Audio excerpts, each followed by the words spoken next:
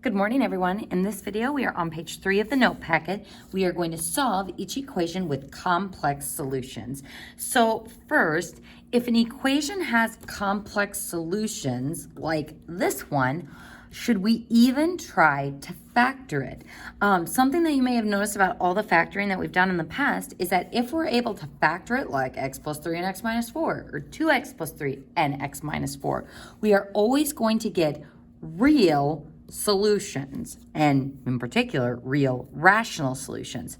So if we encounter a quadratic that is prime, that either means we will have irrational solutions or complex solutions. So folks, let's go ahead and do a little vocab review. So I've written some stuff up at the top of the note packet. So rational numbers are integers and fractions, like 2, -7, -5/3, 8/17, 2.5, because you could write 2.5 as 5 halves. So integers and fractions are considered rational. Irrational, the crazy numbers. Has anyone ever told you you're being irrational? Irrational numbers are the crazy ones. These are our nasty square roots. So plus or minus radical 3, 2 plus or minus radical 5. But complex numbers just need to have I. So if there's an I, it overrides any other way you could describe the number. So 2 plus or minus I rad 5, yes, it does have an irrational part to it, but because it has I, it has to be complex. Same with plus or minus 3i. No nasty square root. There's nothing really nasty about 3i, but since it has the I there, it is a complex number. And what I want you to remember about complex numbers from Algebra 2 is that if I have a quadratic graph that doesn't touch the x-axis, we would say that its x-intercepts can be represented by 2 complex roots. So quadratics always have 2 solutions, and if it doesn't actually touch the x-axis, those solutions are complex. And this is going to tie into, again, what we do later when we start solving polynomials. Now, down below, going back to these solving with complex solutions, note that I have 2 different scenarios that we can use for solving.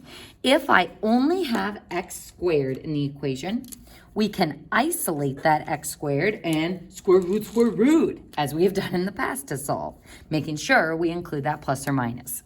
But if I have both an x squared and an x term, then I'm going to have to use the quadratic formula. And the important thing about the quadratic formula is it has to be in standard form first or equal to 0. So just like it has to be equal to 0 before we can factor it, before we can use the 0 prop, it has to be equal to 0 before we use the quadratic formula as well.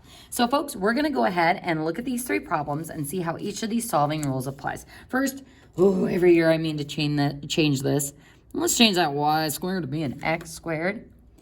And looking at this problem, I identified that it's a quadratic because of the x squared. Now, if I wanted to solve for x or find the solutions, can we isolate that x squared? Yeah, there's only x squared there. No x with it, so we should be able to isolate it. So should I square root right now and try to square root that -2? No, isolating it means get rid of that -2 first. So divide both sides by -2, and we get -9 equals x squared. So to isolate that x squared, square root, including a plus or minus in front of our answer. So what's the square root of a -9? Well, 9 is a perfect square, so 3, but because it's a -9, that negative comes out of the radical as an I. So those would be my solutions for x. How would we describe these? First, how many solutions did I just find? Positive 3i is 1, negative 3i is another, so a total of 2. How would we describe these numbers? Because of the I, it is complex.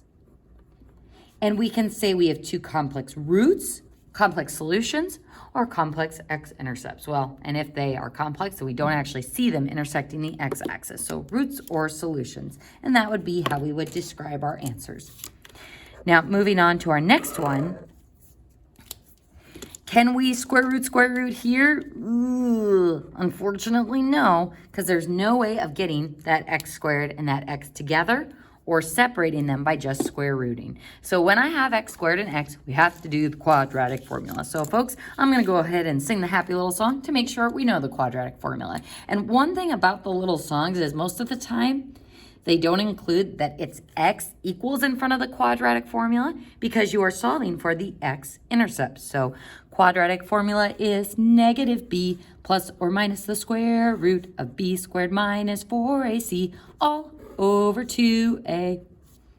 There it is. I'm never going to make you sing it, but you should know the quadratic formula, whether in song form or otherwise. So there's the quadratic formula. Now to use it, we pull out our pieces of standard form. So looking at this quadratic equation, it is in standard form. So that means 2 is my A, negative 6 is my B, and 5 is my C. So plugging in those values, and folks, if you have to use the quadratic formula on your homework, you don't have to write out the full formula every single time. You can just start plugging in the values as you go. So I'm going to demonstrate that while singing the song again. Quadratic formula is negative b, negative 6, plus or minus the square root of b squared, negative 6 squared, don't forget your parentheses, minus 4, a value of 2, c value of 5, all over 2a, 2 times 2. And there's my setup. Now, the reminder about the parentheses, folks, these parentheses are what ensure you actually square the b value. So if I want to take b squared, I want to take negative 6 times itself. If you don't have those parentheses there, like if you were to type that in on your calculator, if you just did negative 6 squared, your calculator interprets that as, oh, you want to square 6 and then take the opposite of it. That's not what we want to do. We want to take that entire b value and square it. So I would either just take negative 6 squared in your head and write 36, or if you're using your calculator, make sure you use parentheses. So folks, how do we go about simplifying this expression? We start underneath the square root, which we call the discriminant. So 36... this gives me 20 times 2, so 36 minus 40 gives me negative 4. So negative 6 becomes positive 6, plus or minus the square root of negative 4. So folks, again, because the calc teachers have said that a lot of calc students coming to them don't know this, that item under the square root is called the discriminant.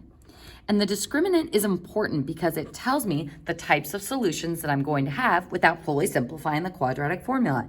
If I'm going to end up taking the square root of a negative, I'm automatically going to have complex roots. If it's a non-perfect square as my discriminant, it's automatically going to be irrational. If it's a perfect square, we'll get rational solutions, which can be integers or fractions. So the discriminant is nice because if I just do b squared minus 4ac on the original equation, I should know the types of solutions that I'm going to get. So folks, from here, can I totally lost my pen. Can I divide negative 4 by 4? No, because this is trapped underneath the square root. So folks, before you handle the division, you have to simplify that square root fully. So the square root of 4 would be 2, but the square root of negative 4 will be 2i. Now from here, sometimes students will take a 2 out of all of those and say, oh, my answer is 3 plus or minus I over 2. Folks, this is okay simplifying wise, but it's not okay to leave my final answer like this. So up above, we talked about complex form. My real part has to be separate from my imaginary part. So to fully separate these, we have to use division distribution. So x is equal to 3/2 plus or minus I over 2, or you could write 1/2 I, doesn't matter which way, but this is important because I have to have it in that complex form, real part separated from the imaginary part.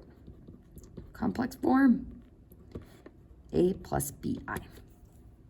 So that would be my expression for the solutions. Now, folks, sometimes Algebra 2 students are like, oh, so 3/2 is a rational root and I over 2 is a complex one.